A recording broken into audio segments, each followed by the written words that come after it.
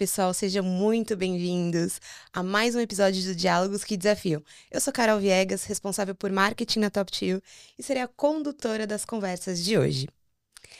Nós vivemos em um cenário em constantes transformações, principalmente nesse contexto pós-pandêmico. E de acordo com matéria da Forbes, temos um dado apurado pelo Fórum Econômico Mundial com apoio da Fundação Dom Cabral, que diz que 23% dos profissionais se modificarão até 2027 por influência da inteligência artificial. E antes disso, o que podemos esperar? O que acontece em 2025? Um ano onde muitas empresas optaram por mudar o seu formato de trabalho, que até então foi 100% remoto ou parcialmente híbrido, e algumas voltam para o 100% presencial. Mas agora falamos também sobre a redução ou extinção da escala 6x1. Estamos vivendo muitas mudanças, mas os resultados não serão os mesmos, pois a forma como nós, indivíduos, lidamos com o trabalho também mudou. E aposto que isso não é novidade para você. E se eu disser que os convidados de hoje têm as respostas, eu estaria até mentindo. Mas nós temos aqui um caldo para construirmos algumas respostas e, quem sabe, te ajudar nas suas estratégias. A ideia é nós termos um bate-papo onde possamos te estimular e provocar para te desafiar e também afiar enquanto profissional. Hoje conversamos com Guilherme Queiroz, com mais de 20 anos de experiência em RH, atuou em multinacionais no Brasil, Chile e Argentina, liderando projetos estratégicos de desenvolvimento organizacional e gestão de talentos. Reconhecido por impulsionar o engajamento e a performance por meio de práticas inovadoras, tem expertise em liderança, cultura, mudança, desenvolvimento, diversidade e inclusão e planejamento de RH.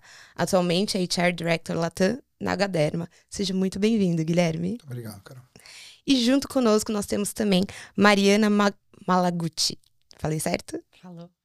Profissional com sólida atuação em transformação estratégica, é referência em conectar eficiência operacional com cultura de alta performance, com formação pela FIA, USP, e vivência em temas como remuneração, legislação trabalhista e gestão por competências, lidera iniciativas que impulsionam o engajamento e o desenvolvimento de talentos. Atuante na ANR, é idealizadora do evento Restaura RH, alia a visão estratégica e prática para transformar desafios em oportunidades reais para o negócio e atualmente é CHRO na CIA tradicional de comércio. Sejam muito bem-vindos e eu quero convidar vocês para se apresentarem nas suas próprias palavras e para seguir aqui a preferência de gênero, eu vou começar com a Mari. Obrigada, Carol. Primeiro aí, obrigado pelo convite, Guilherme, Carol. Vamos me apresentar. Eu, inicialmente, comecei minha carreira no financeiro. Eu fui atendimento ao cliente uma parte, depois eu fui financeiro, vou contar lá desde do começo. E decidi fazer uma migração intencional para o RH, porque eu entendia que o RH, há 20 anos atrás, porque minha carreira vai completar 20 anos no ano que vem, não tinha muitos dados, muitas informações numéricas, o que dava para RH uma sensação naquela época de abraçar a árvore. Então eu queria meio ir para RH para mudar um pouquinho esse cenário, porque eu achava uma área de grande potencial e eu acredito que ele poderia ser muito mais estratégico do que estava sendo desenhado lá atrás.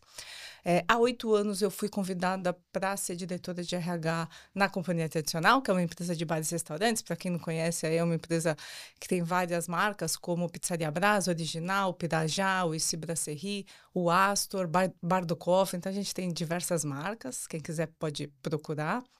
E eu fui convidada há 8 anos atrás para ser diretora de RH, e desde então, em 2019, eu também peguei a área de segurança alimentar, que é super importante para a empresa, e a partir de 2023, mais ou menos, o SG, que eu decidi colocar na pauta do planejamento estratégico e atuar de uma forma mais forte.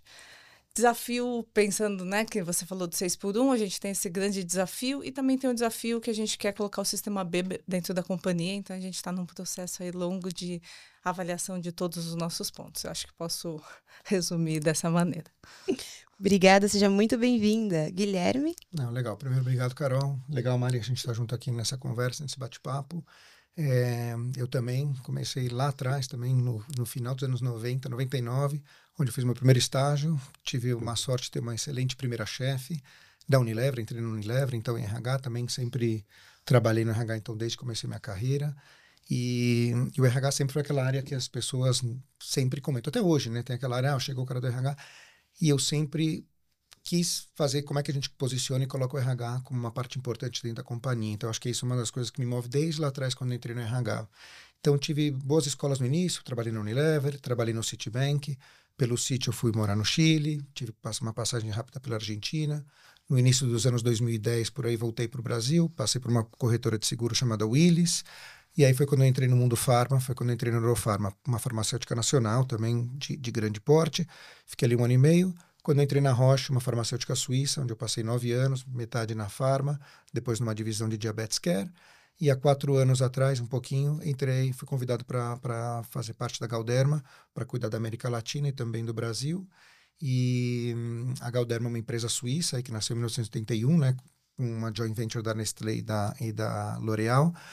Tudo relacionado à pele. Então, a gente tem o nosso propósito avançando a dermatologia para cada história de pele, e a gente atua em 3 grandes segmentos, né? A primeira, a parte medicinal, que a gente poderia dizer assim, né? Terapia dermatológica, então tudo relacionado a acne, rosácea, psoríase, tudo relacionado à pele. Temos uma divisão de consumos, você vai na farmácia, naquela parte de dermocosméticos, toda a parte de Cetaphil e Dermotivin, são as nossas principais marcas aí na farmácia. E temos a parte de procedimentos estéticos, né? Então, com a toxina botulínica, bioestimulador de colágeno e também os preenchedores. Então, esse é o nosso principal tema. E o nosso desafio, já que a Mari também mencionou os principais desafios dela, que eu acho que a gente tem muito mais do que a gente vai poder conversar aqui agora também, mas nós somos é a segunda maior afiliada do mundo, né? O Brasil ali, o segundo, o terceiro, a gente está sempre brigando com a China, mas o nosso grande desafio atualmente a gente é um motor de crescimento para a companhia. Então, quando você tem um crescimento também acelerado, exponencial, isso traz algumas dores, e é isso que a gente tem trabalhado bastante também aqui dentro da companhia, né? Então, esse crescimento, às vezes ele traz alguns desafios internos que a gente precisa trazer, como é que a gente traz pessoas, planeja muito bem, treina, capacita, e a gente administra essa rotatividade. Mas a gente bate um papo aqui agora sobre isso, assim. Obrigado pelo convite. Eu que agradeço a participação de vocês dois, a agenda de vocês. Só pelo que a gente conversou aqui nos bastidores, tenho certeza de que vai ser uma conversa super bacana. E apesar de vocês estarem em segmentos distintos, algumas dores acabam sendo muito similares, né? E como eu falei, a tendência do mercado de trabalho, do futuro de trabalho, é se transformar cada vez mais. A gente tem acompanhado alguns movimentos de algumas empresas nesse sentido, principalmente quando a gente fala do formato de trabalho. Mas, apesar de tudo isso, eu queria ouvir de vocês o que vocês acreditam que tem sido a principal dor do CHRO hoje, quando eles olham para o formato de trabalho, levam isso para discutir com o board e tem que definir se vai ser formato híbrido, remoto ou presencial. O que vocês acreditam que ainda é um calcanhar de Aquiles nessa questão? Quer começar? Pode falar. Eu entendo que, assim, eu acredito muito no híbrido, vou trazer já a minha o que eu acredito aqui. Eu acredito bastante no híbrido, porque eu acredito que tem que ter uma parte presencial que é importante para o engajamento mais específico do time, tá, Carol? Eu não sei, nem sei a opinião do Gui aqui, mas já estou colocando a minha. Eu acredito, óbvio, que tem empresas que precisa ser presencial, tem empresas que podem ser 100% remoto. O que acontece quando é 100% remoto é que a gente precisa de líderes muito bem preparados. E a gente sabe que a realidade nem sempre é essa, né? Então, a gente tem um desengajamento do time grande por causa disso. Mas eu acredito muito no híbrido. Acho que é um tema que cada vez mais... Eu sei que teve muitas matérias de muitas empresas voltando ao 100% presencial. Eu acho uma perda. Por outro lado, eu entendo quando existe uma necessidade específica por causa disso. Eu acho um tema delicado, porque o board sempre, né, às vezes, quer um modelo que não conversa com as novas gerações, ou não conversa aí com o que funciona, porque talvez eles estão mais distantes mesmo. Eu acho que vai sobrar para os líderes achar uma forma aí de fazer esse engajamento independente do modelo. Porque é aquilo que eu falo, vai ser decidir alguma coisa, na minha empresa uma, do Guilherme outra. Como que a gente faz os líderes conseguirem engajar esse time para estar em qualquer modelo? Porque no final é isso, né? Qual a porcentagem de pessoas impactadas lá na sua empresa?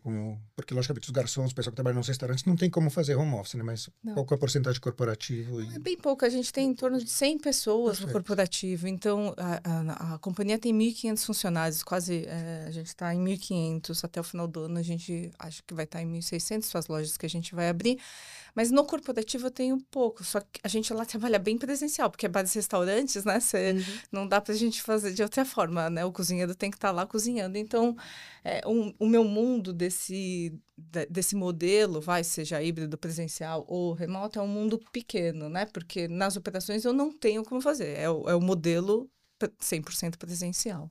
Na Galdério é a mesma coisa também, porque a gente também, eu diria 70% das pessoas, assim, tem que trabalhar no campo, né? Ainda a gente tem fábrica também aqui perto de Campinas, em Hortolândia. Então, pessoal de fábrica e campo que precisa visitar médico, treinar os médicos, visitar farmácias, esse pessoal tem que trabalhar o tempo inteiro em campo, né? Logicamente, às vezes tem momentos que eles trabalham em casa para fazer um planejamento, mas a grande maioria do tempo estão em casa. Então, 30% das pessoas estão no escritório. E a gente também está nesse modelo híbrido, a gente está no modelo atualmente de 3x2 também.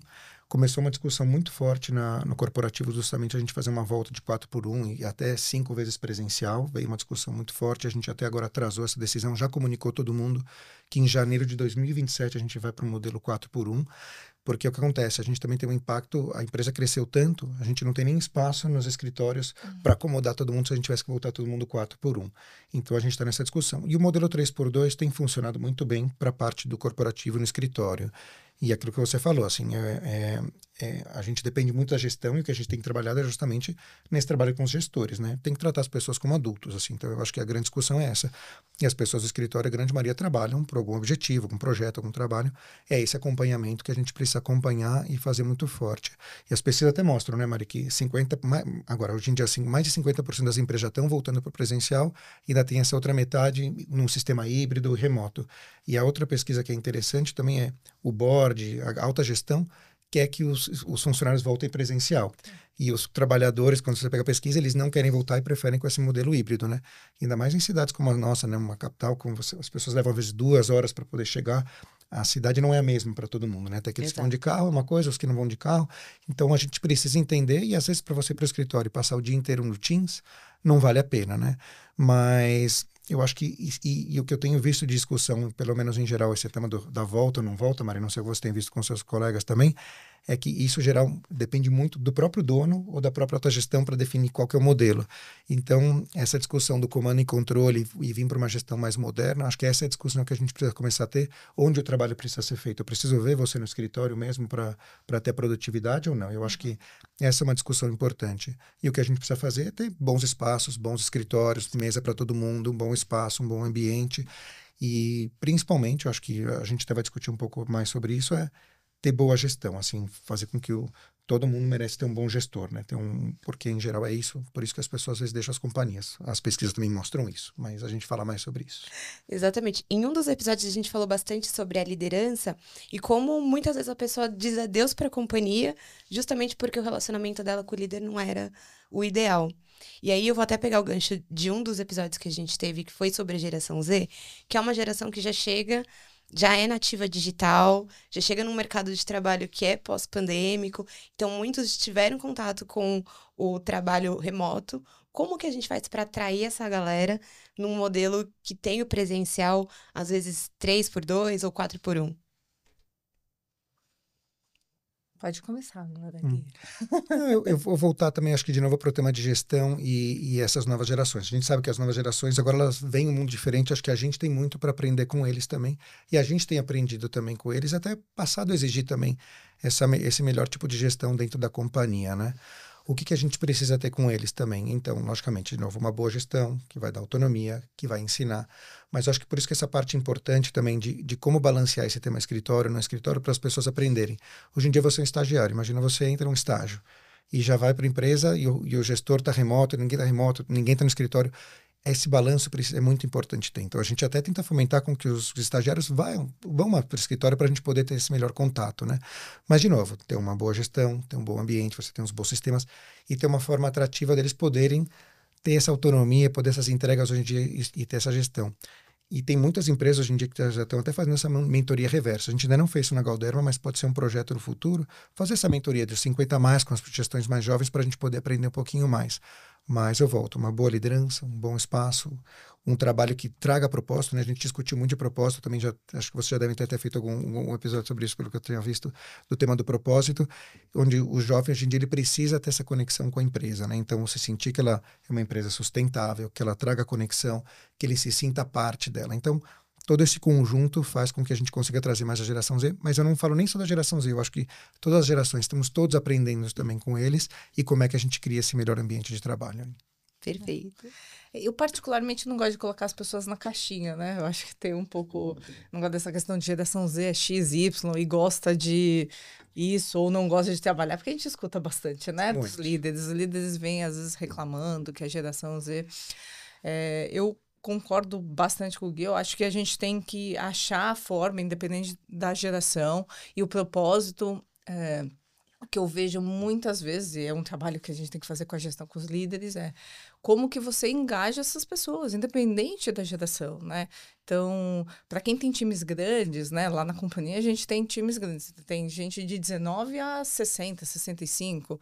Como que a gente faz? Porque ou esse líder está preparado, que eu acredito muito numa gestão, pessoa a pessoa, e não uma gestão, eu sou desse jeito e vou fazer desse jeito com todo mundo, porque senão você perde o melhor. Então, acho que o líder precisa se adaptar, ele precisa entender como cada um volta melhor, né? E aí, alguém de 19 anos tem um propósito e um objetivo ali. E que talvez esse objetivo é ficar 3 anos com você, né, na companhia e crescer, tal, mas ele quer ainda voar antes de fazer uma carreira mais sólida. Tá tudo bem.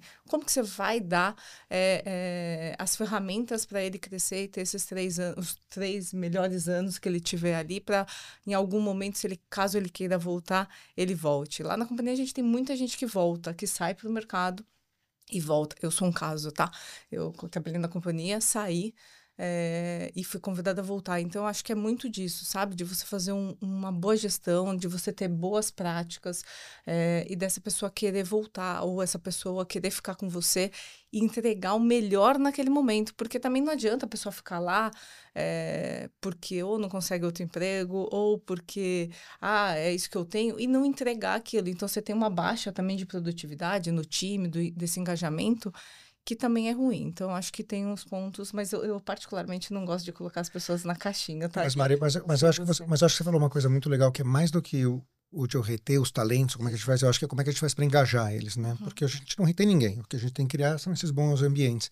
E essa nova geração, a Mari trouxe um ponto que eu gostaria de complementar, que é o tema do desenvolvimento também. Então, essa nova geração também, ela procura oportunidades de se desenvolver, né? Então, como é que você cria dentro da companhia? Às vezes você não pode dar um treinamento, mas às vezes você pode dar um projeto, às vezes ela vai poder dar uma tarefa diferente ou vai poder se desenvolver. Eu acho que, não sei se nos restaurantes a pessoa, deixa eu fazer outra coisa, deixa eu fazer alguma coisa ali diferente. A mesma coisa acontece na Galderma também. A pessoa pode pedir, eu quero fazer um projeto numa outra área, como é que eu posso aprender um pouco mais disso? Então, criar também essas oportunidades de desenvolvimento e que a pessoa possa crescer e se sinta parte, acho que é super importante. Mas a palavra engajamento é muito bom. A gente acabou agora de ser reconhecido também como Great Place to Work, também novamente aí. E isso mostra, de novo, o alto engajamento que a gente tem dentro da companhia. Tem pontos para melhorar? Tem um monte, sempre. Sempre a gente vai ter pontos para melhorar, mas o Great Place to Work também ele traz uma série de ferramentas e comentários para a gente, onde a gente lê cada um dos comentários que os colaboradores fazem, justamente para poder construir plano de ação e a gente melhorar esse ambiente para manter um ambiente, assim, um ambiente bom e bacana, né? Porque a gente passa a maior parte do tempo no trabalho, né? Então, se a gente não cria um bom ambiente para todo mundo, não é legal. Então, logicamente, você vai preferir também nem ir para o escritório, ainda ficar em casa, coisa assim. Como é que a gente cria esse bom ambiente para todo mundo estar lá, né? Legal, vocês anteciparam uma das minhas perguntas, que era justamente sobre como que a gente cria engajamento para a pessoa independente do formato de trabalho. Mas acho que algo que a gente ouve bastante é o quanto o colaborador valoriza a experiência. E que a experiência com o trabalho ela tem mudado nos últimos anos, até porque a gente aprendeu que dá para ter qualidade de vida ao mesmo tempo que eu entrego o meu melhor, como a Mari falou, como eu extraio a produtividade do meu colaborador. Se a gente pensar na experiência, ela acaba se traduzindo também em como ele atende, como ele entrega no dia a dia. Como que vocês olham para a experiência que vocês oferecem hoje internamente e como isso reflete na ponta, né, no produto final que vocês entregam? O quanto a experiência está atrelada a esse resultado de fato na percepção de vocês? Quero escutar a Mari, porque eu sou fã dos restaurantes dela. A gente sempre conversa sobre isso, porque lá o atendimento é excelente, maravilhoso, além da comida ser muito boa, todo mundo assim. Então, acho que eles fazem um excelente trabalho. Eu queria escutar um pouco dela também. Olha, Carol, assim, a gente, da mesma forma que se preocupa com a experiência do cliente, a gente olha bastante essa experiência do funcionário, tá? Então, como que a gente normalmente, né, se organiza nesse sentido? A gente é muito forte, a nossa cultura é muito forte, a gente faz trabalhos de mapeamento de cultura e de olhar o que a gente pode mudar. E nesse mapeamento, sempre a aderência à cultura é mais de 90, que é muito alto esse índice. Para o nosso setor, porque é mais perto de 60. Então, a gente acha que a gente faz um trabalho de cultura muito forte. Que isso ajuda no processo, né? Quando a gente fala de cultura, é que eu estou falando e fazendo exatamente, né? Eu não estou com um discurso e fazendo uma prática diferente. Mas a gente tem um cuidado muito forte com relação ao desenvolvimento. Normalmente, eu tenho gente que não tem experiência chegando para trabalhar, né? Que essa é a realidade dos restaurantes. Eu tenho 2 mundos, né? Que é no corporativo, que é menor, mas eu vou falar um pouquinho das lojas, porque eu acho que é o nosso maior público e é onde a gente tem um trabalho muito intenso desse treinamento e desenvolvimento. Então, a gente se preocupa desde a entrada dele. Eu tenho todo um processo, um exemplo, eu tenho um processo todo digital de admissão. Ele não precisa estar presencialmente, porque a gente é pulverizado. Então, ele vai ter que se deslocar para o escritório? Não, ele não precisa se deslocar. Então, ele coloca tudo isso numa plataforma digital. Então, a nossa preocupação vai até desde aí, se der um problema, alguém liga para ele e fala, olha, faltou você, porque eu acho que o recrutamento faz todo o processo. Aí, quando ele entra para o rollout de admissão, tem uma questão, um cuidado nesse sentido de falar, você esqueceu de colocar não sei o quê. Se você não colocar, você não entra para admissão no dia tal. Então, a gente tem todo um cuidado desde aí até boas-vindas. O meu boas-vindas é presencial, contrariando, porque eles trabalham presencial. E a gente acha importante eles escutarem. Então, no Boas-Vindas, a gente chama de Boas-Vindas, e a gente vai nossa primeira casa, que é o original, que foi fundado lá em 95, e conta a história da companhia, sobre a carreira, como que ele pode, o nosso plano de carreira, os sócios fundadores, a gente vai contando sobre tudo, as lojas, as marcas, como que ele usa o sistema, que a gente usa, tem um aplicativo na folha de pagamento, e como ele usa, como ele bate o ponto. Então, a gente tem um cuidado inicial grande, ele faz uma integração na loja, então alguém recebe ele, conta onde estão as coisas, qual que vai ser a escala dele. Esse é o comecinho dele na loja. A gente tem um acompanhamento dos primeiros 3 meses, que eu tenho uma avaliação sobre isso, a gente conversa com o gestor. Eu tenho travas, tá? Então, se o gestor não fez avaliação, ele não pode demitir. Se ele falar assim, não, ele não serve, né? Porque acontece, né? Perto dos 3 meses. Não serve por quê? Qual o motivo? Então, se ele não fez conversa com esse funcionário que está até 3 meses, ele não pode demitir. Então, ele tem que ter feito uma avaliação de 30 dias. Nessa avaliação, ele precisa colocar quantas vezes ele conversou. Eu tenho BPs que acompanham esse processo. E a gente fez uma rodada esse ano de ligar para esses funcionários para ver como que eles estavam, perguntando se eles estavam gostando, não estavam gostando, se eles queriam colocar algum ponto. Então, a gente vem trabalhando fortemente esse começo. A gente tem uma rotatividade relativamente alta, de uma forma geral, mais do que os outros mercados, mas comparativamente ao setor é baixa. Eu tenho em torno de 40% de rotatividade ao ano, só que quando a gente pega o mercado, ele está mais perto de 70 e pouco, 73, 74. Então, ele é menor, mas a gente não está conformado com isso. A gente quer trabalhar cada vez mais nisso. E a gente... Até 3 meses tem mais ou menos 20% desse público saindo. Que a gente nem acha tão alto, se a gente entender. E a gente está começando a trabalhar agora e pensar em incentivos de 6 a 12 meses para tentar pegar. Então, a gente tem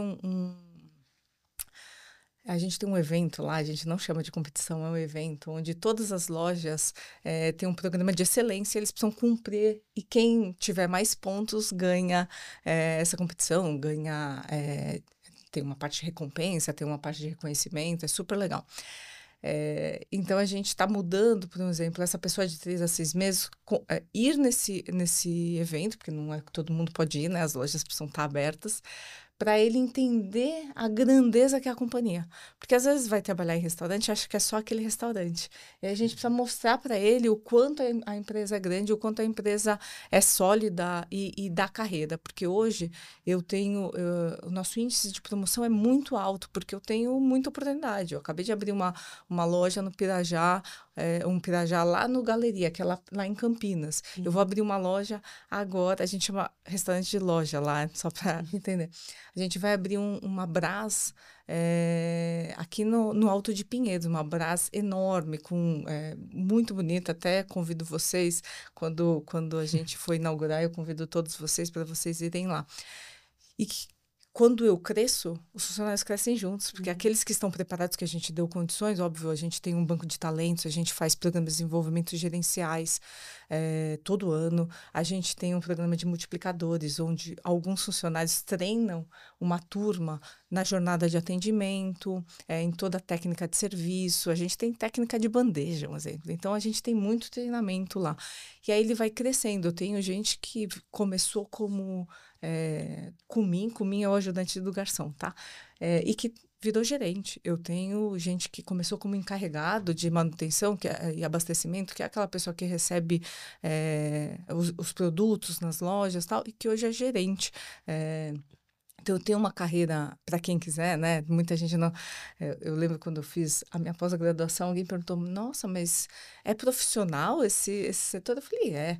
Então, muita gente não conhece e eu acho que a gente precisa pensar. Óbvio, a gente tem lá o dono de restaurante, que é uma lojinha, mas a gente tem grupos hoje no mercado que são muito profissionais e podem dar carreira, né? Quem gosta de ser mais dinâmico, desse mundo que eu brinco, eu falo, varejo é dinâmico, né? Você dormiu num dia com uma coisa, você acorda no outro dia com outra coisa. Esse é um caminho muito legal. Eu me apaixonei, a primeira vez que eu trabalhei com isso, eu falei, gente... É muito gostoso, porque não é monótono. Eu, particularmente, sou uma pessoa mais agitada. E ele traz muito conhecimento, porque você tem que ter uma cabeça muito ágil de pensar diferente, pensar na escassez, porque o cobertor é super curto, né? A gente brinca que a gente é o varejo pobre, que tem... A nossa margem é super pequena, então a gente tem que achar formas. E quando a gente tem escassez, a gente tem criatividade. Sim. Então, esse é o meu caminho. Sempre lá falando, gente, vamos pensar diferente, vamos pensar uma nova forma. Mas só acabei indo para outro caminho aqui, mas só para falar a nossa jornada do funcionário, a gente pensa nas etapas. Não vou falar que não tem coisa a melhorar. Sempre tem pontos a melhorar e a gente sempre está discutindo muito internamente. Mas eu acho que a gente faz um processo muito bonito, pensando aí numa empresa com 1.600 funcionários, nas dificuldades de não estar no mesmo lugar, porque uma coisa é você estar numa indústria, né, no mesmo lugar que você consegue dar ali. Outra coisa é eu pensar em 50 pontos diferentes, como que eu consigo agilizar, porque assim, eu vou dar um treinamento, eles não gostam do online, tá? Esse é um ponto importante, porque eles são do presencial, do dia a dia ali. Então, como que eu consigo dar treinamento para eles em loco ou fazer algum tipo de atividade que traga esse conhecimento, que ele consiga entender que ele pode crescer e que ele seja bem acolhido. Eu sempre bato, né? Acolheu bem esse funcionário? Por que você está com um turnover maior nos 3 meses? Então, a gente vai... E agora, eu consegui esse ano colocar dentro da estrutura BPs. Então, eles estão indo na loja, estão conseguindo entender melhor os cenários e a gente está com... A gente sempre está redesenhando alguns processos, entre eles de integração, do boas-vindas e toda essa jornada do funcionário, tá? Mas eu acho que é um pouco disso, é difícil colocar numa resposta, mas a gente realmente se preocupa e eu acho que o ponto é uma cultura mais forte, com a gente ser bem intencional em treinamento e desenvolvimento, torna a companhia bem forte na questão de um atendimento acima do mercado. Eu sou um apaixonado também pelo tema da experiência, né, de colaborador, assim como a gente também é consumidor, então quando a gente vai num restaurante também, ou você vai pegar um táxi, você vê streaming, hoje as coisas, a gente se compara a esses serviços que funcionam muito bem, né? Então você espera o mínimo, pelo menos o mínimo isso dentro da empresa, né? E uma das coisas legais que a gente faz também, eu acho, lá na Galderma, a gente já quer criar também a conexão, porque quando você vê uma vaga no LinkedIn de uma empresa, você já cria uma conexão emocional. Então, Sim. o primeiro cuidado já é com qualquer pessoa que cria uma conexão com a gente também tratar ele da melhor forma possível. Então, com os feedbacks, quando tem que receber. E a gente tem uma prática que é legal, Mari, que todos os finalistas, quando eles são finalistas, vão ser entrevistados pela gente, a gente manda um manual para eles sobre a empresa, como se portar na entrevista, o que esperar da entrevista. Então, a gente também já entrega um pequeno e-bookzinho, um overview, para ele poder ser um melhor profissional, um melhor candidato. Por mais que ele depois não fique com a gente, ele tenha tido uma boa experiência também nesse sentido. Aí também nos preocupamos desde um tema de onboarding, fazer um onboarding com uma preparação muito boa, porque quando você faz um melhor onboarding, essa curva de aprendizado dela entrando é muito maior, né? E a gente trabalha com o tema da saúde, né? Então, a gente mexe com vidas. Então, a preparação até com essas pessoas que trabalham frente ao médico, trabalhando com médicos nas farmácias, é uma preparação ainda muito maior, né? A gente precisa treinar muito sobre os produtos são muito técnicos, eles têm que conhecer como os produtos funcionam, como se portar frente ao médico, como visitar uma farmácia, como preparar uma preparação de uma farmácia, técnicas de negociação. Então, essa preparação também é muito forte. Preparar o líder também, então a gente precisa preparar o líder justamente para eles poderem criar uma boa experiência para todos os trabalhadores também dentro da empresa. Isso é uma coisa muito importante. E tem uma coisa legal, a Galderma, nós nos posicionamos como uma marca premium. Então nós somos uma empresa que nos posicionamos com os nossos produtos de uma forma premium dentro do mercado. Até você vai ver o posicionamento de uma farmácia também é assim. E o serviço e o que a gente provê também para os nossos funcionários, assim como para o mercado que a gente trabalha, a gente também quer prover um serviço premium. Então a gente coloca também os nossos compromissos, nossos valores em frente a isso. E a gente tem um tema super interessante também, que a gente até treina os médicos também, como trabalharem melhor a sua gestão de clínica, como trabalhar melhor o atendimento dos seus pacientes, como ele gestionar todo o fluxo de caixa, como ele ser uma melhor empresa, porque às vezes o médico ele sabe muito bem atender o paciente, conhece muito bem das doenças ou como fazer um tratamento estético, mas o gerir a clínica às vezes é uma coisa que ele precisa aprender e fazer melhor, e a gente ajuda ele também a fazer isso. Então, eu acho que tem muitas práticas que são muito similares, até apesar de serem indústrias diferentes, as práticas são similares também. Temos um programa só para trazer mais uma experiência interessante para o colaborador também, porque hoje o tema do reconhecimento é muito forte, né? Todo mundo também quer ser reconhecido, então como é que a gente pode fazer isso dentro da empresa? A gente tem um programa chamado Aplause, que é toda uma ferramenta online que a gente tem, onde as pessoas podem se dar reconhecimentos entre elas, e dependendo do reconhecimento, ou do nível, da complexidade do projeto, você manda pontos também. Então você vai dando pontos para ela, e ela vai acumulando esses pontos, como num programa de milhagem, e depois ela troca por produtos, né? Então essa é uma ferramenta super bem utilizada, as pessoas gostam muito, a gente faz às vezes o dia do reconhecimento para as pessoas também fazerem um reconhecimento, e esse é um tema bem legal. E por último, acho que um tema chave para a gente manter uma experiência importante dentro da empresa, imagino que vocês, queria até entender a complexidade, como é que funciona lá, mas é o tema da comunicação interna, né? Hoje em dia a gente está até aqui num podcast, um tema da comunicação, ele é um tema muito importante, então acho que às vezes ele é a base para os problemas às vezes que acontecem na empresa. Então como é que você mantém essa transparência, faz uma comunicação clara, usando todos os meios possíveis. A gente tem desde TikTok, tem Instagram, tem e-mail, tem a intranet, tem WhatsApp. Então, o máximo de meios possíveis para você poder se comunicar e transmitir todas as coisas que você quer fazer. Então, como é que a gente faz com que essa experiência dos colaboradores seja a melhor possível, mas a comunicação também é uma das peças-chaves aí. Imagino que deve ser interessante. Vocês devem ter algum sistema, alguma coisa assim para se comunicar com quem está na loja, lá na ponta. Como é que isso funciona? É mural ainda ou não? Nem é mais mural? Esse é um tema bem complicado, porque como é pulverizado e eles não é diferente da gente que está com o celular ou com o computador ali a toda hora. A gente veio mudando, a gente tentava e-mail e o gestor fazia toda a comunicação e colocava no mural. A gente ainda tem mural, tá? A gente ainda não, a gente também tem ainda. A gente tem mural e às vezes funciona a melhor forma, porque ele passa ali e ele vê. Então, apesar de ser, né, um modelo mais antigo, o mural muitas vezes funciona, né, para alguns tipos de comunicado. O que a gente tentou, teve a pandemia no meio, né? Que foi um momento muito difícil para vários restaurantes, porque a gente fechou, a gente trabalha só com delivery, com todo o cuidado possível. E a gente teve que acelerar um pouco essa questão da utilização dos comunicados via e-mail. E a gente hoje tem uma plataforma que ela serve quase como uma plataforma de comunicados. A gente sabe que não é tão efetivo para a loja, então a gente vem tentando mudar isso. Os sistemas de comunicação por aplicativo são mais caros no mercado. A gente hoje não tem condições de ter esses sistemas, então a gente vai tentando se adaptar. E alguns outros trazem riscos legais também, né? Dependendo da coisa. Isso, alguns trazem riscos. E, então a gente está hoje no modelo onde a gente tem é como se fosse o meu portal de treinamento online, que a gente tem vários treinamentos, ele tem uma capa como se fosse uma capa de comunicados que a gente vai mandando os e-mails e pedindo para os gestores divulgarem, né? Colocar no mural, muitas vezes. A gente tem alguns fóruns. Então, Equipes de Ouro, a gente chama de Equipes de Ouro, não é uma competição, ele é um programa de excelência das lojas, que a gente informa alguns assuntos específicos, ele é trimestral, então a gente vai informando alguns assuntos específicos. A gente tem um outro programa que chama Por Dentro do Resultado, que são para os líderes e para o corporativo, onde a gente fala um pouco dos resultados que estão... a gente tem um outro programa que chama Na Mesa com João Adas, que é o nosso CEO.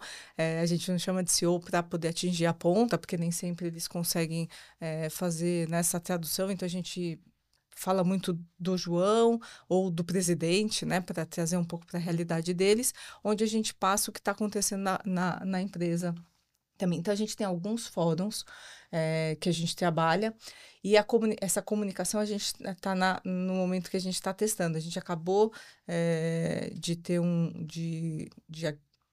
aquisição de um aplicativo que ele é meio TikTok, que a gente vai pôr treinamentos, pílulas rápidas de... Microlearning, legal, né? Legal. Muito legal. E aí a gente pode utilizar também para fazer pequenos comunicados. Perfeito. E a gente está avaliando ter grupos de WhatsApp para falar no horário de trabalho, ele tem que concordar e tal, para a gente passar algumas comunicações, mas como se fosse uma comunidade, ele não pode... Nós temos só os administradores podem mandar mensagem. Tá, então a gente de liderança, assim. Começou num projeto agora que a gente está chamando de hospitalidade, que a gente tem um projeto bem forte esse ano para falar de hospitalidade. A gente começou o teste com ele no WhatsApp, nesses comunicados, e a gente vai avaliar se a gente vai fazer para toda companhia, porque é isso, né? Tem risco. A gente sempre tem que olhar isso porque tem riscos, né? Quem escreve lá, quem vai escrever, quem não vai escrever, exatamente, qual o horário que vai mandar, a gente tem que se cercar para a gente não ter mais riscos, né? E a gente resolve o problema da comunicação, mas aí a gente abre um passivo trabalhista enorme. Então, a gente tem que fazer esse equilíbrio. Legal. E ouvindo vocês sobre a experiência do colaborador, tem um tema que está impactando muita gente, acho que principalmente a Mari, que está no ramo de bares e restaurantes, que é a escala 6x1. E aí eu fui impactada muitas vezes, até antes de conversar com a Mari sobre esse assunto, e quando eu conversei com ela, ela trouxe uma outra perspectiva, e até te convido, Guilherme, para você dar sua opinião sobre o assunto, porque é algo que não está no nosso radar, né? A gente pensa na escala 6x1, pensa nos benefícios que ela vai trazer se ela diminuir ou for extinta, mas a gente não olha para algumas questões que quem está na posição da Mari acaba olhando com mais frequência, que justamente são as políticas públicas. Uhum. Então, como é que eu ofereço segurança para um colaborador que sai 2 horas da manhã? Ele vai ter transporte para chegar na casa dele? Ele vai conseguir esse acesso?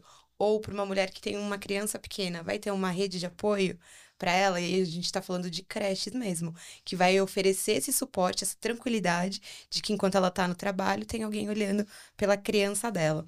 Então, pensando nessas questões que não são colocadas na mesa de forma tão clara, será que a gente está, de fato, considerando todos esses prós e contras para essa tomada de decisão? Ou a gente está só levando isso como uma coisa bacana para o colaborador, mas não está trazendo essas outras dores que a gente descobre se a gente cobre essa questão da escala 6x1?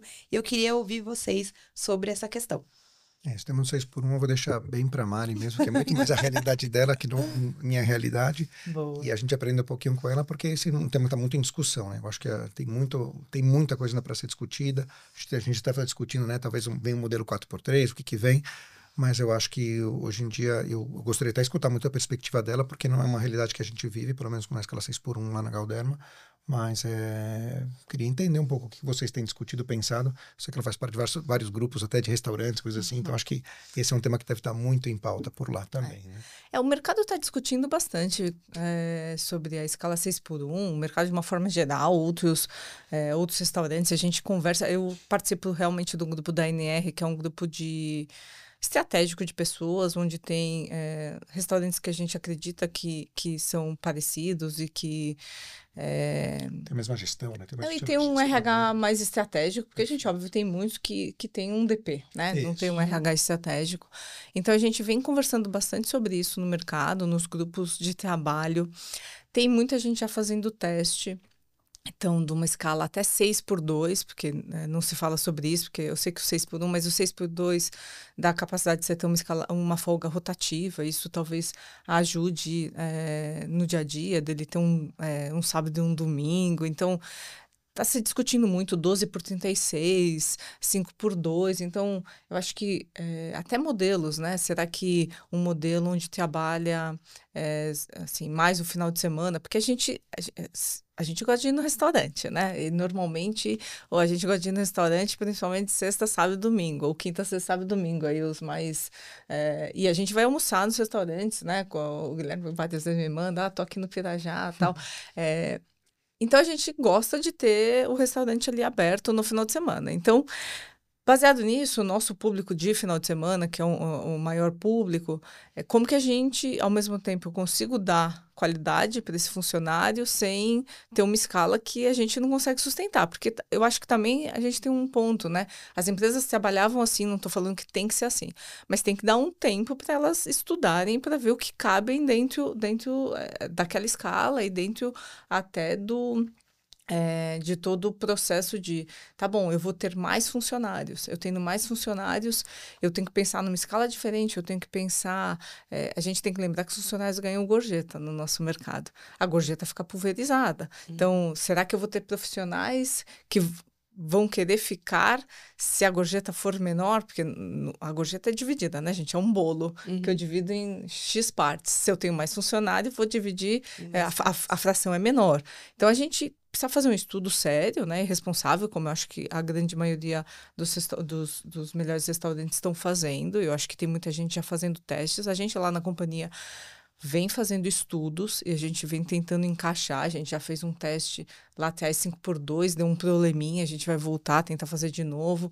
A gente está fazendo estudos de 6x2, mas a gente não descarta um 12x36. A gente está no momento, eu acredito que os restaurantes estão debruçados sobre isso e tentando achar qual seria a melhor escala ali. Porque a gente também tem uma questão de falta de pessoas para trabalhar. Então, essas pessoas não estão aceitando. Por quê? Porque, normalmente, pode ser porque é o meio do caminho. Então, a pessoa ficou desempregada, ela vai para restaurante porque não exige muito ali de experiência. E depois, quando ela consegue um emprego, ela sai. Então, essa pessoa, não necessariamente eu consigo permanecer com ela muito tempo. Mas essas pessoas que querem ficar com a gente... Qual a escala que ela gostaria? Será que ela não, né, o 6x1 não é legal? Eu tenho até eu acho que até te comentei, Carol, eu converso muito com gente também de hotel. E nessa conversa, né, porque a gente preparou o Restauro RH, que foi em março, da ANR, estava chamando algumas pessoas para os painéis, e nessa conversa com alguém de hotel, a pessoa falou assim, olha, eu testei a escala 5x2, só que as pessoas... A pessoa que faz arrumação no hotel falou, olha, eu não consigo fazer essa escala porque eu não consigo pegar meu filho na creche. Porque, como é 5x2, né, teve que aumentar um pouquinho o horário ali para dar a carga horária da semana. E ele falou, não, eu prefiro 6x1. Então, os próprios funcionários trouxeram isso num teste que foi feito. E a partir daí, eu comecei a falar, vou pesquisar um pouco sobre essa questão, para ver se tem creche noturna, para ver se como que está o transporte, porque eu lembro que o transporte tinha um transporte noturno antigamente, e eu acho que a questão das políticas públicas cabe aqui, de falar assim, tá bom, se você quer ir no restaurante às 10 da noite, né, 8, 10 horas da noite, essa mãe que trabalha com a gente não tem que deixar o filho. Então, tudo bem. Hoje, até a gente não tem fila em creche, né? Desde 2020 não tem fila. Então, toda criança que é inscrita para estar na creche, a prefeitura conseguiu, estou falando de cidade de São Paulo, tá? Não sei estado, mas cidade de São Paulo, ela consegue uma vaga na creche. Então, a gente não tem problema de uma fila na creche. E as creches, elas são das 7 da manhã às 5 da tarde. Algumas são horários estendidos, 7 da manhã às 19. Mas uma funcionária que trabalha com a gente, no horário noturno, que é onde a gente consegue oferecer a maior quantidade de vagas, não tem como deixar esse filho. Ou ela tem uma rede de apoio, uma mãe que vai cuidar, uma avó, um marido que trabalha de dia e ela vai trabalhar à noite. Ou a gente tem um problema de não conseguir essas mulheres. Aí falar, mas não tem gente suficiente para ter creche noturna. Não tem gente ou a gente não consegue, porque ela já não, de antemão fala não para a gente. Então, eu acho que é um assunto delicado que a gente tem que colocar para conversar. E eu várias vezes na NR venho chamando isso, falando, gente, tem uma questão de transporte, tem uma questão de creche, porque não adianta, essa pessoa vai sair 7 horas da noite ao invés de 5, quem vai pegar esse filho? Segurança também, né? Tem a segurança que pensa, a pessoa chega sei lá, pega um ônibus, consegue chegar em casa, chegando, tem que andar uma parte na madrugada. Imagina a insegurança, porque, gente, vamos combinar que segurança a gente não tá, é um ponto bem sensível. Eu acho que São Paulo está bem complicado de segurança. Eu acho que é um ponto que a gente deveria ter muita atenção para a gente conseguir. Bem antigamente, a segurança era melhor.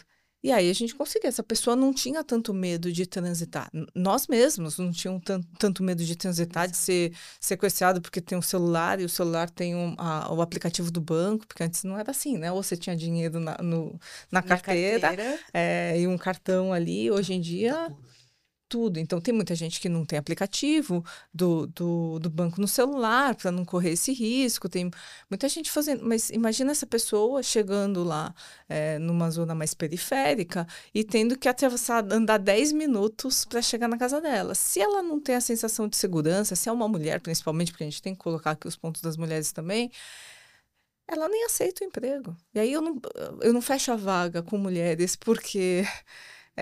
elas não querem o cenário ou porque eu não consigo dar, a questão de políticas públicas não consegue dar o apoio necessário para ela estar empregada nesse horário, né? Então, acho que são pontos que a gente deveria começar a pôr na mesa para começar a discutir. Por isso que a discussão não é tão rasa assim, não é só vocês por um, só favor ou outro, assim, porque...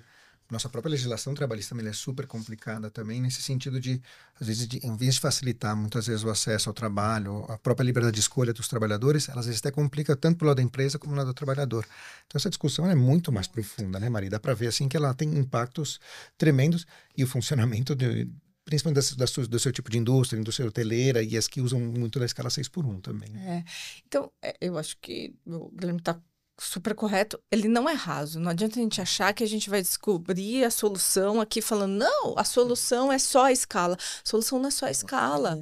A solução é a gente ter condições desse trabalhador poder escolher e não decidir porque ele não tem uma segurança ali, ou porque ele não tem onde deixar esse filho numa creche, ou porque... um exemplo... ele prefere aceitar um emprego perto da casa dele do que na companhia, talvez, porque, apesar talvez de ganhar mais aqui, porque ele não tem como voltar para casa. Sabe? Então, eu posso estar perdendo gente, ou essa pessoa pode estar deixando de ter uma carreira muito legal, porque a gente não consegue ter esse apoio das políticas públicas. Segurança, eu acho um ponto, eu falo que eu mais tenho... Eu amo São Paulo, mas segurança para mim é um ponto muito importante. E várias vezes eu penso sobre isso. Falo, eu realmente tenho medo de andar na rua, gente. Assim, não sei vocês, eu nem ando em locais tão afastados, tal, mas eu tenho medo de andar com celular. Sabe quando você anda meio olhando para ver? Sempre em alerta. Eu tô sempre em alerta, Carol. Mais ainda, assim, né? Uma coisa hoje em dia... A gente tem visto absurdos. Absurdos, né? Então, eu acho que tem que pôr na mesa, eu acho que é uma discussão muito longa sobre isso. E quando eu digo longa, é porque a gente vai ter que achar caminho. Só que eu, como empresa sozinha, eu não consigo abrir esse caminho. Então, né, eu até conversei na NR, a gente tem que começar a ter conversas isso com a prefeitura Não, isso você está falando de São Paulo, Mari. Imagina cidades mais Imagina, remotas, né? em outros locais, As sempre tem camadas são muito mais muito problemas. São muitas, mais complexas, e acho que a gente ainda não vê essa discussão com essa profundidade, sabe? Sim. O que chega pra gente ainda tá muito no campo das ideias e tá muito raso. Porque parece simples, mas pra mim que tô numa bolha muito confortável. E essa polaridade que a gente vê hoje em dia, a favor ou contra, não é. Tem um meio Exato, termo, tem uma parte cinza, que tem uma parte que talvez é uma mistura das duas coisas. Hoje não é tudo preto e branco, assim, é uma coisa...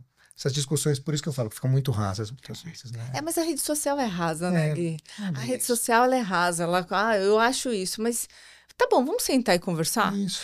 Eu acho muito importante quando a gente tem conversas onde tem ideias diferentes na mesma mesa e a gente conversa com civilidade, que eu sempre brinco, eu acho que a civilidade está acabando, mas a gente vai acreditar que a gente vai poder sentar numa mesma mesa com pontos diferentes e a gente vai achar uma intersecção que você fala, cara, acho que eu não tinha pensado nisso. Acho que talvez faça sentido o que você está falando, né? Que é isso, discute-se muito. A escala 6.1, eu acho que isso tem que ser discutido, eu não estou falando que não deveria. Mas vamos falar um pouco, vamos dar sabe, vamos... Dar um passo... Assim, acho que é um passo fazer adiante, que é tirar o meu óculos Que é? e, de repente, fazer muito o que vocês trouxeram, que é justamente dar a escolha pro colaborador. Sim. Porque a pessoa ela pode ter a escolha. Isso. Só que a gente precisa dar caminhos para essa escolha poder ser feita. Porque quando ele só tem um caminho, só tem aquele caminho, gente, não tem muito o que fazer. Mas vamos dar as condições, sabe? A gente, quando eu falo de políticas públicas, ela aprende até educação, que é o que eu falo. Sem educação, a pessoa não consegue não consegue fazer uma análise se aquilo faz sentido ou não faz, se aquilo... Então, é muito mais profundo do que eu simplesmente falar de uma escala. Eu estou falando de uma forma mais completa de a gente analisar o problema. E aí vai exigir conversas bem difíceis de serem tidas e mudanças mesmo, porque não adianta. Como que eu vou fazer isso sem uma mudança? E não é colocar tudo na empresa, né? Porque às vezes é assim, mas a empresa paga um transporte, agora, né, um Uber. Tá, gente, são... sei lá, vou pensar aqui num restaurante, são 6 pessoas saindo depois da meia-noite, 2 da manhã, que não... Tá bom, eu vou pagar um Uber de quinta, sexta e sábado para essa pessoa. Faz sentido isso, né? Não faz, cada uma mora num lugar, porque não é assim, contrato mais próximo. Não funciona bem assim, a gente sabe que não funciona bem assim, né? Então... a gente tem que tomar cuidado nessas discussões para a gente não ficar raso, não colocar assim, a resolução é uma escala X ou Y. Não sei. A resolução é a gente ter políticas públicas que conseguem nos suportar a ponto da escolha ser desse funcionário, da escolha dele de entender o que cabe para ele naquele momento, né? Que é o que acontece em muitos outros lugares, né? A pessoa escolhe trabalhar de manhã num lugar, à tarde em outro, mas ela consegue ter transporte, ela consegue ter educação, ela consegue deixar o filho numa rede de apoio. Quando eu digo rede de apoio, é creche, mas alguém próximo, uma babá, seja o que for, porque as coisas são mais fáceis ali. Por isso que eu acho que é difícil falar da escala sem falar desse outro componente que, assim, para mim ele é cerne de outras decisões, né? E a gente se discute muito raso, que é assim, não, vamos fazer da escala que resolve. Será que resolve? Que resolve? Né? Será que é isso? Ou será que eu sempre falo que é multifatorial as coisas. O turnover, que a gente brinca, é multifatorial, não é só falta de candidato. Não é só salário baixo. E aqui eu não ponho, tá? Porque vários restaurantes realmente têm um salário, o piso não é um piso super atrativo, só que a gente tem a gorjeta, a gente tem plano de carreira, a gente tem outras formas de trabalhar. Não é só salário, não é, sabe? Então, o que é dentro disso, né? A pessoa não escolhe trabalhar no mercadinho perto da casa dela porque ela tem mais segurança, que ela vai chegar em casa, ou porque, sabe? Eu acho que a gente tem que colocar isso muito na mesa, porque senão fica raso. E conversas rasas hoje em dia, são comuns e que não levam a lugar nenhum, só levam a polarização. Eu acho isso, eu acho aquilo. Tá, mas, gente, a gente não consegue tomar uma decisão certa, né? Não, e não cria um plano de ação, Carol. Pensa o seguinte, eu, no raso, vou falar o quê? O raso é um esparadrapo. Não, gente, às vezes não é um esparadrapo, às vezes você precisa olhar o que está acontecendo, você vai ter que olhar a fundo disso e tomar decisões difíceis. E cobrar, né? Vai precisar cobrar para ter ou caminhar com projetos para a gente ter realmente essa base aí das políticas públicas. Transporte é uma delas, gente. Assim, o metrô em São Paulo não vai até tarde. O transporte público noturno é deficitário, porque quando você pesquisa, fala assim, a cada 15 minutos passa um ônibus para os terminais tal, tal, tal. Que não é uma verdade. Porque funcionários meus ficam mais de 1 hora esperando. E aí, o funcionário que está há 3 meses, né, começando, pede demissão. Porque ele fala, não, gente, eu não tenho condições de sair do trabalho 1 da manhã e chegar em casa 5, porque até ele fazer todo o processo de chegar em casa são 5 da manhã. Né? Então, não é raso. E aí eu convido aqui a gente pensar mais profundamente sobre esse tema. E talvez a gente vai ter que acionar mesmo algumas autoridades para a gente conversar, e óbvio, por entidades, não eu como Mariana da companhia, e sim a ANR ou a Brasel. A gente vai ter que ter conversas um pouco mais profundas sobre esse tema. Tá bom isso, Gui? Ou você? Você deu uma aula, Maria.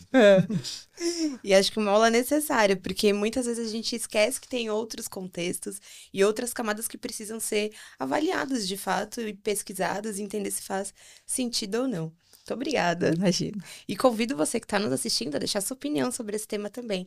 Conta pra gente o que você acha sobre esse tema, qual a sua perspectiva, porque é importante a gente continuar essa discussão.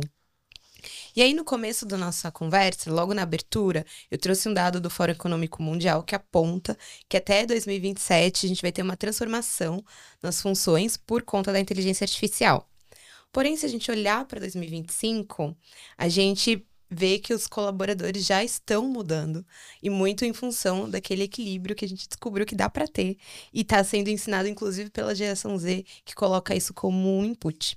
Mas independente de qualquer coisa, tem algo que é dos primórdios, que o pessoal da época das cavernas já gostava, que eram conversas.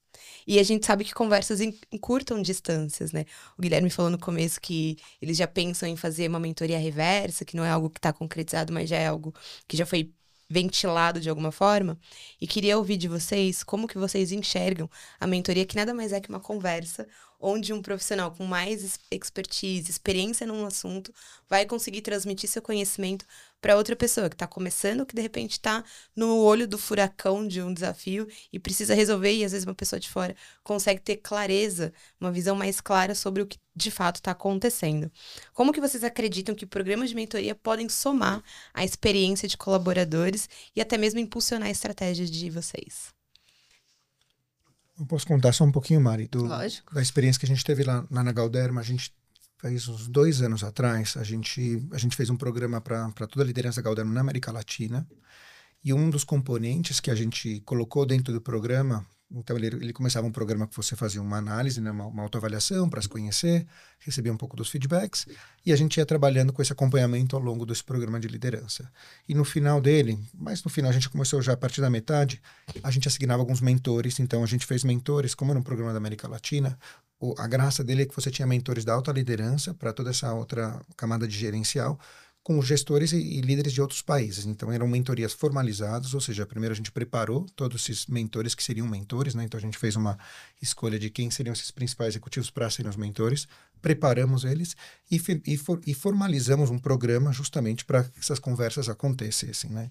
Então com mentores que não necessariamente são os próprios chefes, né? Porque o ideal para a gente é que os próprios gestores de cada um também sejam mentores, atuem como coaches e sejam pessoas que possam ter conversas de performance, de resultado, de carreira, de como tá a vida dentro da empresa.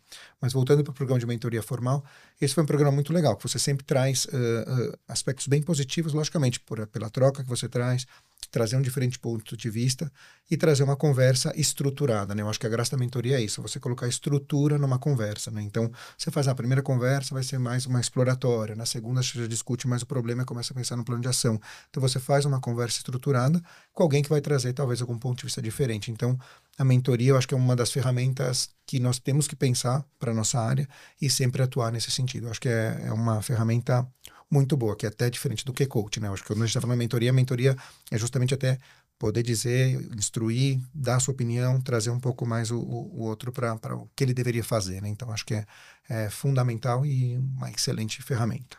Boa. Lá na companhia a gente usa a mentoria, principalmente para diretores, então a gente tem com uma mentora, né, uma profissional, não dentro da empresa, dá super certo, a gente tem esse trabalho forte, a gente já fez em dois diretores e a gente tende a cada ano, né, incluir mais um diretor. A gente tem um programa que não chama mentoria, mas é um programa que vai começar agora em junho, porque o nosso CEO está fazendo um curso em Harvard, então ele vai chegar em junho e a gente estruturou um programa onde ele vai ter conversas com gerentes sêniores, que eu acho que é um ponto, né, onde está na carreira, então a gente estruturou uma coisa que está bem estruturada, de um diálogo, vai ser uma coisa não tão formal, então a gente é restaurante, né, então vai ser um almoço, vai ser um happy hour, que ali vai trazer uma informalidade, mas trazendo pontos importantes, então ele vai escutar e vai orientar, e a gente vai fazer esse teste para dando certo, né, ou a gente fazendo os ajustes necessários, os diretores façam isso com os gerentes e com os coordenadores. Então, a gente está nesse processo, mas a gente já faz isso com os diretores. E a gente tem alguns programas que realmente a gente não chama de mentoria, mas a gente chama ou de roda de conversa, onde já tem uma orientação ali de um líder que fala sobre aquilo. A gente, dentro do corporativo, por exemplo, tem um projeto que chama Apadrinhamento. Então, hoje a gerente de DHO, ela conversa com os gestores. Ele não é um coach, porque mas ela orienta muito sobre a forma, como deveria. A pessoa vem, porque às vezes é isso, a pessoa só vem colocar os pontos, ela dá um desabafo. E essa pessoa que tem uma visão mais geral coloca os pontos e até as responsabilidades, porque muitas vezes é isso, né? A pessoa vem colocar um ponto, ela fala, olha por esse outro lado, tenta ver dessa forma. Então, a gente nem sempre chama de mentoria, e eu acho muito importante, porque eu acho que é diferente de um processo de coach, eu concordo 100% com o Gui. E independente do nome que você coloca, eu acho importante ter na empresa, importante para a gente fazer esse crescimento e esse desenvolvimento. Eu acho que a gente tem um gerente de operações lá que fala, conversando a gente se entende. E eu acredito muito nisso. Se a gente não conversar, a tendência é esse afastamento. Exatamente. Então, e isso a gente precisa aprender, a gente precisa conversar, a gente precisa colocar na mesa, a gente precisa, eu brinco de... Guilherme, tem que ter uma opinião diferente da minha, porque senão não tem graça essa conversa, a gente fica aqui tentando...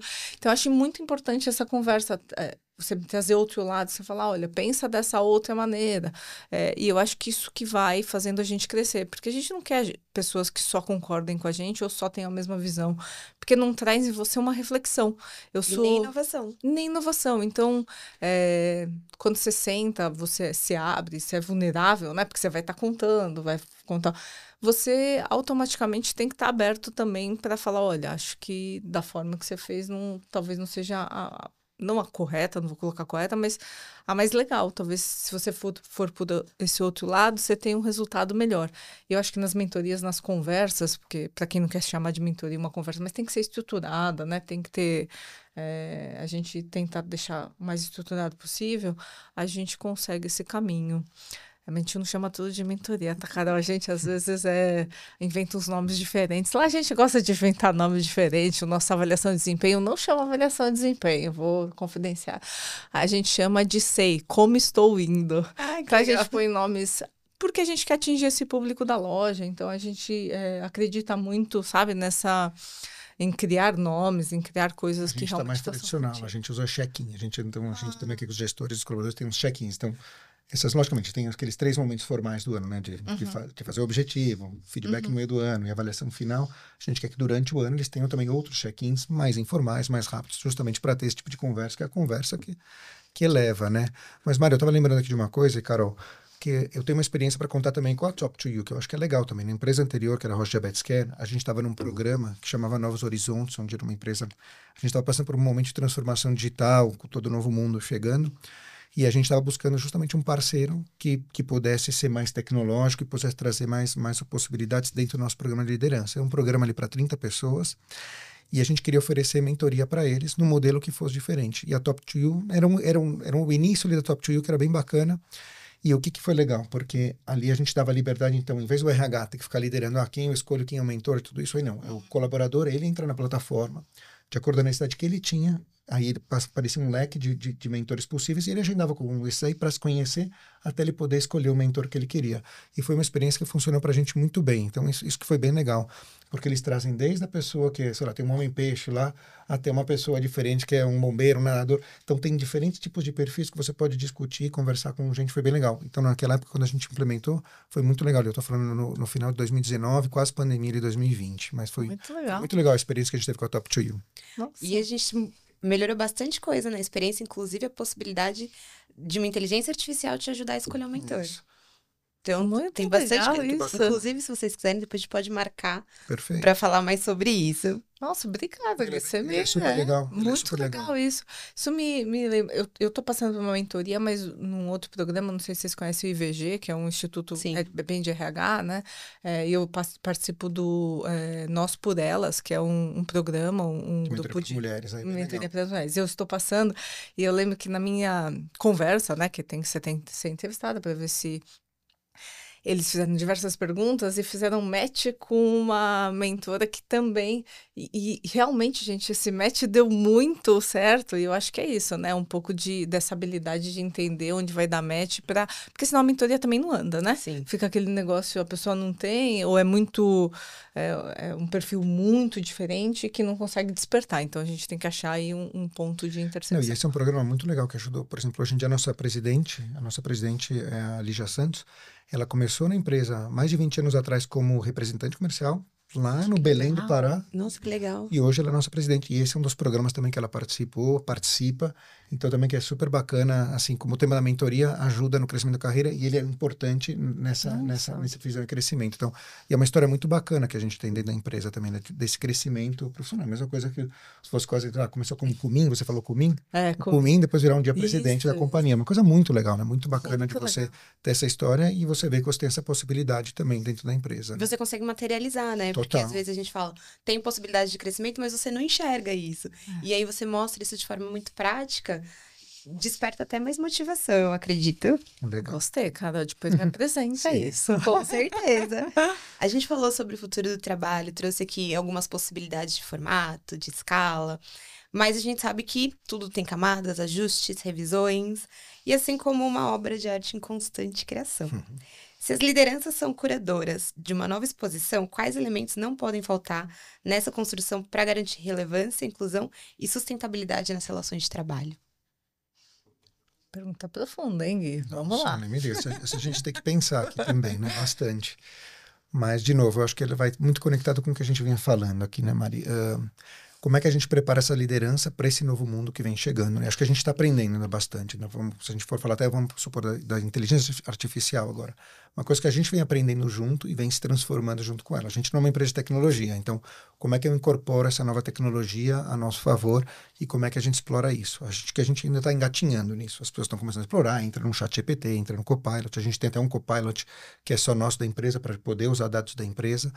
Mas no elemento da liderança, eu acho que não muda até do que quando eu comecei do RH. Assim, eu sempre converso com meus amigos, eu falo assim, que bom que até hoje os gestores não sabem dar feedback com coisas tão básicas como essa. Então, você tem que hoje em dia lidar até com o tema de comunicação, como é que você trabalha com as diferentes gerações, como é que você trabalha com o seu time e a preparação para esse novo mundo, né? Então, do que vem chegando, esse mundo mais ágil.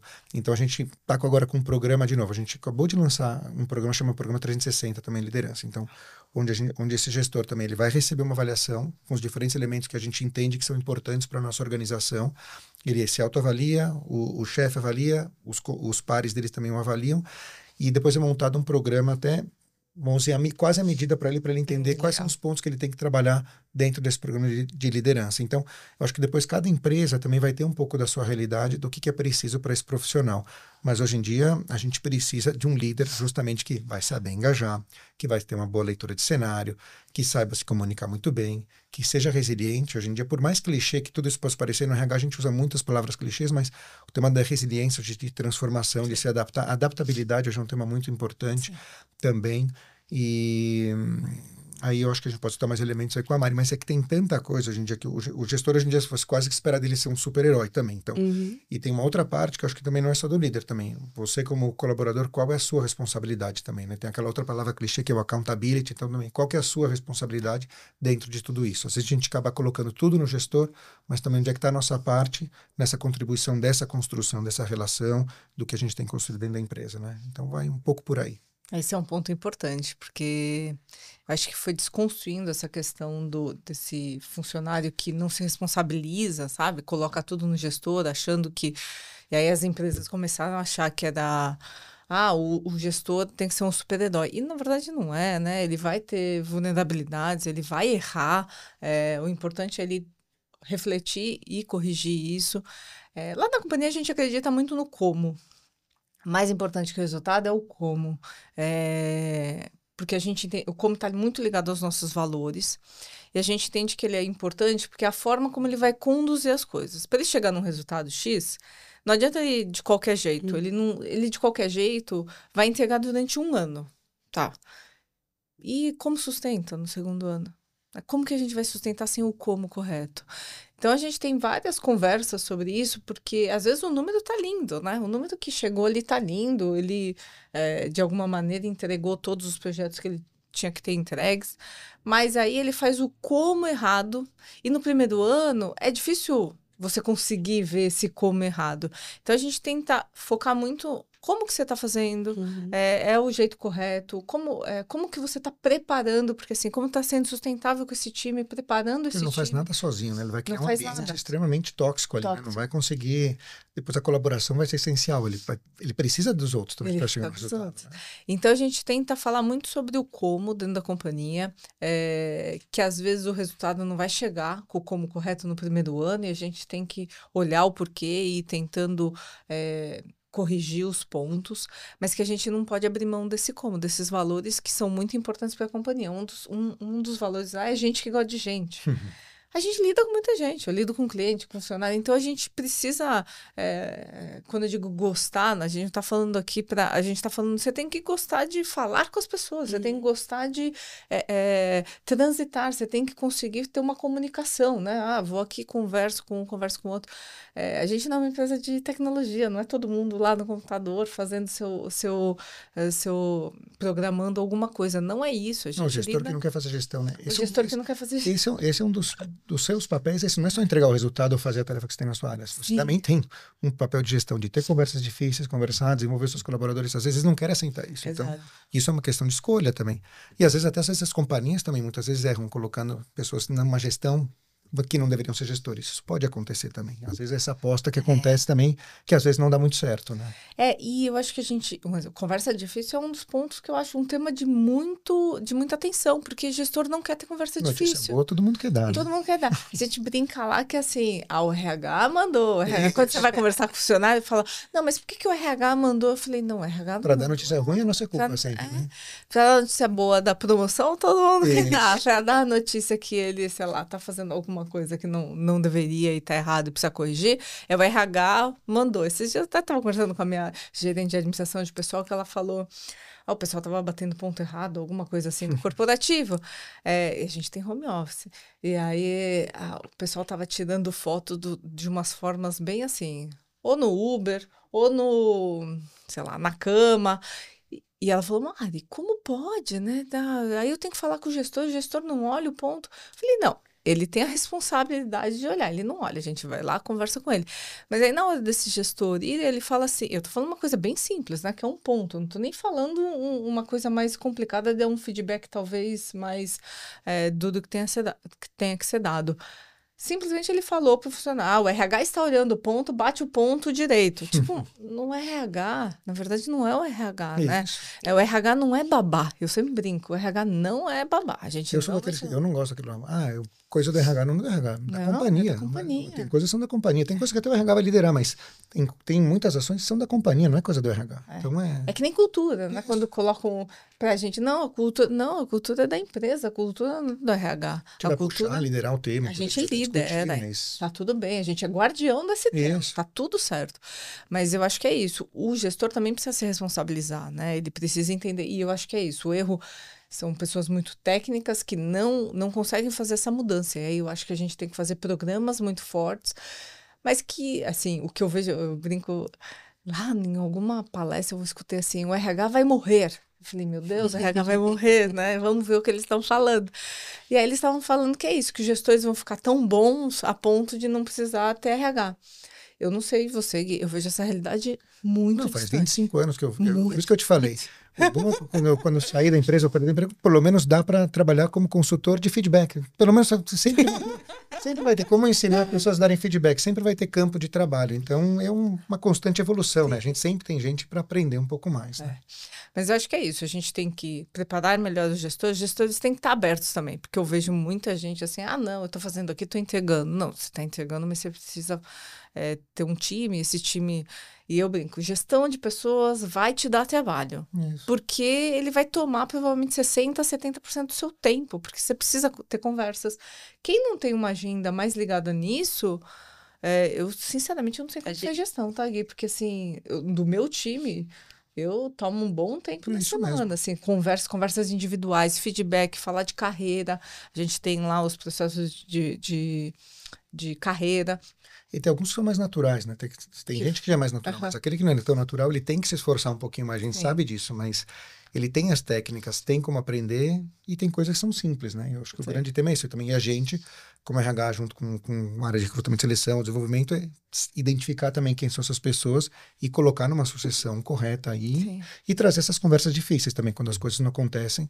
Colocar na mesa e também ser transparente, porque muitas vezes a pessoa nem sabe que ela está sendo um mau líder, né? Então, você tem que levar, trazer para a mesa, discutir e abrir os olhos dessas pessoas, muitas vezes também. O Marcelo Nóbrega, que trabalhou no McDonald's, agora é consultor, ele falou uma frase uma vez que eu me apeguei bastante nessa frase, que ele falou, o RH é responsável por tirar os babacas de dentro da sala. Exatamente. Que eu acho que esse é um ponto, né? A gente, como área, precisa olhar esses líderes que não querem, porque tem os líderes que não sabem e estão abertos. Aqueles que não querem, que não fazem e não querem, falar, cara... Parou, é aqui o seu limite, né? Óbvio, combinado, né? Dentro das regras da empresa. Mas eu acredito muito nisso, porque às vezes o RH fica omisso com relação a alguns líderes, ou às vezes porque não tem força. Eu não tô falando que todo RH tem força, tá? Porque às vezes é isso, você precisa criar ali relacionamento, ter abertura, porque... Alguma empresa não tem abertura com o CEO, não é, né? Não está ali direto com o CEO e às vezes está ligado. Então, acho que tem muita diferença quando o RH está ligado com o CEO versus quando ele não está, quando ele responde para um diretor administrativo financeiro, coisas assim, que dá força e aí o RH consegue colocar os pontos dele com mais ênfase. Mas acho que é um processo que vai se construindo, a gente vai trabalhando, só que é trabalho mesmo, porque assim, vão ter novos líderes, a gente vai desenvolver novos líderes, eles vão estar, a gente vai fazer um processo de mentoria, vai voltar, e aí vai, sabe? Cada um eu brinco que é um trabalho sem fim, ó. Ele vai. E na Top Two, Marcelo Nóbrega atua como mentor. Legal, muito legal. Ele é um dos mentores. Também estava com ele semana passada lá no HR Summit também. Boa. É um cara que eu admiro muito também, porque ele é muito prático. Eu acho que ele, às vezes no RH, tem muita modinha, muito clichêzão, e a gente tem que ser mais direto, pragmático. E, de novo, a gente está aqui para ajudar o negócio, não é que a gente está aqui em uma área para ficar colorindo, ficar abraçando árvore, como o pessoal fala. A gente é uma área estratégica e de negócio, então não é que uma área fora do negócio. A gente falou bastante sobre os temas voltados ao RH, principalmente ao futuro do trabalho, mas eu queria ouvir de vocês o que vocês fazem no tempo livre, seja para ócio ou lazer. O que você faz, Gui? Anda de bike? Como que você lida aí com esse tempo livre? Você tem tempo livre, Gui? Então, do tempo livre que eu tenho uma esposa argentina, né? Sou casado com uma argentina e tenho duas lindas meninas aí, uma de 10 e uma de 7 anos.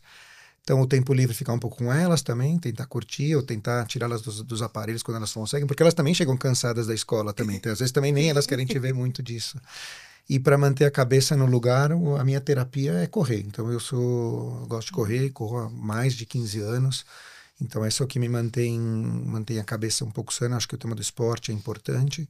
Cada um tem que encontrar o seu, né? Ou cada um pode encontrar a sua forma de se conectar, né? Mas o tema da saúde mental, por mais clichê, de novo, que possa parecer, eu acho que o nosso autocuidado também é extremamente importante. Então, no tempo livre, eu gosto disso. Gosto de ver filme. Eu sou um cara bem tradicional, mas bem básico, assim. Nada fora do comum. Então, não é que eu só de paraquedas, escalo montanhas, coisas assim, não.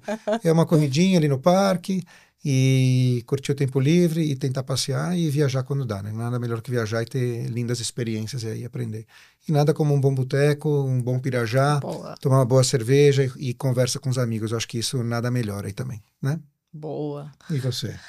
Olha, eu sou uma pessoa do esporte, né? Eu gosto bastante, no tempo livre, fazer qualquer tipo de esporte. Eu jogava handball no passado, eu sou petada dos dois joelhos, então eu tenho que ter cuidado aí com o joelho, então não ando jogando handball, mas é um dos esportes que eu mais gosto, assim.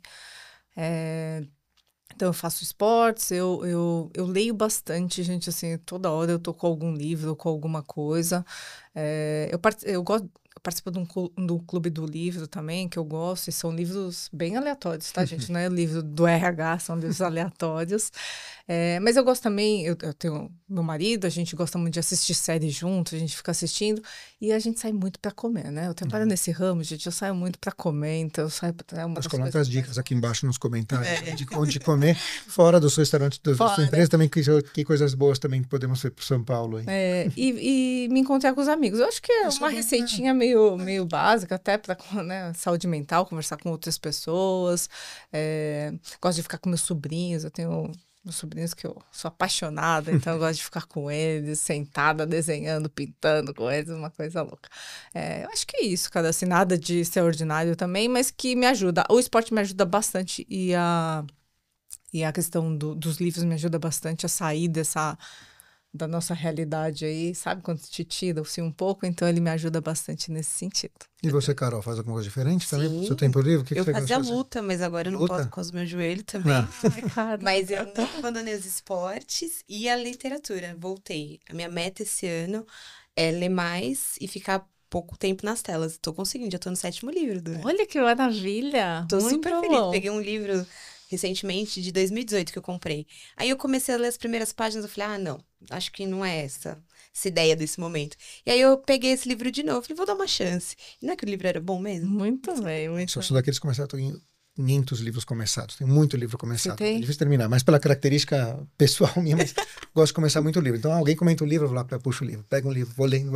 Preciso terminar os livros. Assim. Tem um monte aberto esse ano já. Eu normalmente tenho 2 a 3 começados, mas que eu vou alternando para, sabe, uma coisa mais Isso eu não consigo fazer. Porque às vezes você Esse tá é do mood, cansado exatamente.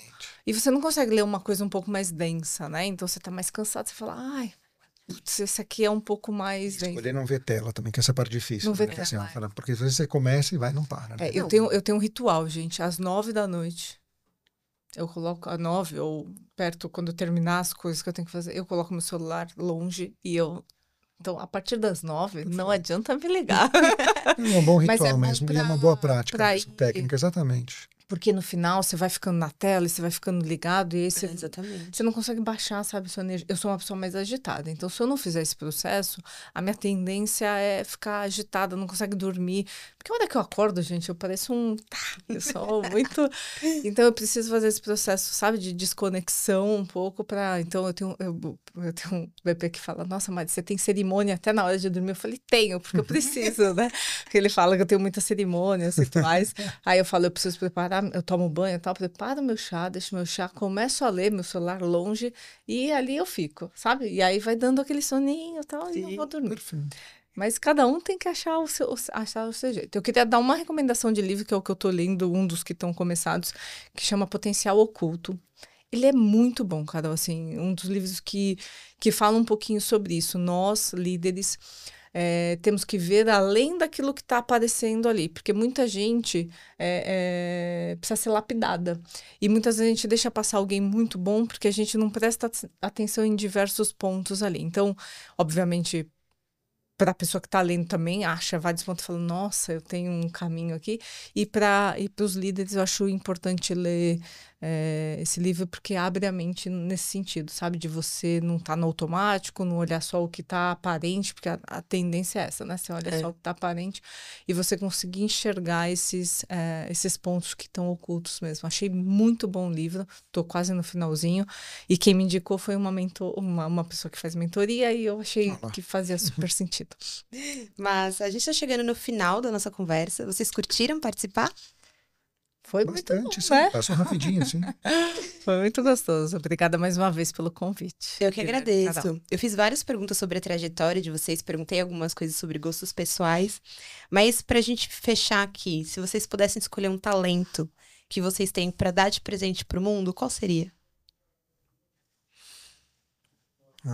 Eu sou um cara extremamente positivo, né? Assim, com o mundo, assim, e que eu vou conectar em duas coisas, o positivismo e o bom humor, assim, eu acho que olhar sempre com um olhar positivo, assim, eu gosto sempre de olhar as coisas, em vez de olhar com um olhar negativo, esse seria um presente para o mundo, assim, sempre acreditar no bem, assim, acreditar nas coisas boas e que as coisas podem ser boas, são boas, vão melhorar e que vai dar um bom resultado. Pode ser um talento um pouco inocente, mas eu me apego a essa minha inocência e prefiro ficar com esse talento de sempre acreditar no positivo, nas coisas boas das coisas. Oi, olha, difícil escolher assim. Eu tenho uma questão que é uma sensibilidade ao ambiente. Eu sou muito ligada ao ambiente, eu sou um pouco hipervigilante, que às vezes não é tão bom. Então, eu consigo ter uma leitura do ambiente de uma forma mais fácil. Eu acho que esse é um talento importante, porque quando você, né, numa empresa, ou quando você está num meio ali, é muito importante você conseguir fazer uma leitura sem ninguém falar nada. Eu brinco, eu falo, as pessoas não falaram, mas eu senti. Consigo sentir. Muita gente chama isso de intuição, mas não é, né? Porque é uma habilidade, é uma técnica que você vai aprendendo. Então, eu acho que eu daria esta habilidade ao mundo, dessa sensibilidade. Isso vale para tudo, né? Para as pessoas, para saber como elas estão. Então, você vai aprendendo a saber como... eu encontro o Guilherme sempre. Legal. Naquele dia ele não estava muito assim, será, né? Então, eu já me comporto de outra maneira, né? Pra gente... Então, acho que é isso. Essa sensibilidade ao meio, às pessoas. Perfeito. Legal combinar essas duas habilidades, esses dois talentos, acho que dá bom para todo mundo. Quero agradecer demais a participação de vocês aqui nesse bate-papo. Foi uma honra e muito incrível ouvir os insights de vocês. Foi muito inspirador, acho que trouxe bastante caldo aí para quem está olhando para o futuro do trabalho e pensando o que fazer, como fazer. Acho que aqui tivemos algumas ideias bacanas. Temos muita coisa para continuar discutindo, então te convido a deixar aqui seu comentário, sua pergunta, seu insight, as dicas de quem você gostaria de ver aqui nessa mesa, trocando com a gente, e que temas a gente ainda não trouxe que você quer ouvir, para a gente continuar te desafiando e te afiando. E mais uma vez, assim como nós colocamos aqui várias vezes, as conversas são super importantes. Nós na TopTio acreditamos que conversas aceleram pessoas, encurtam caminhos, então fique muito à vontade para entrar em contato conosco e a gente entender como que a gente pode te ajudar a melhorar dentro de casa para garantir que a experiência do seu cliente seja tão rica quanto a do seu colaborador. Muito obrigada e até a próxima. Muito obrigada, gente. Obrigado, Carol. Valeu, Mari. Valeu.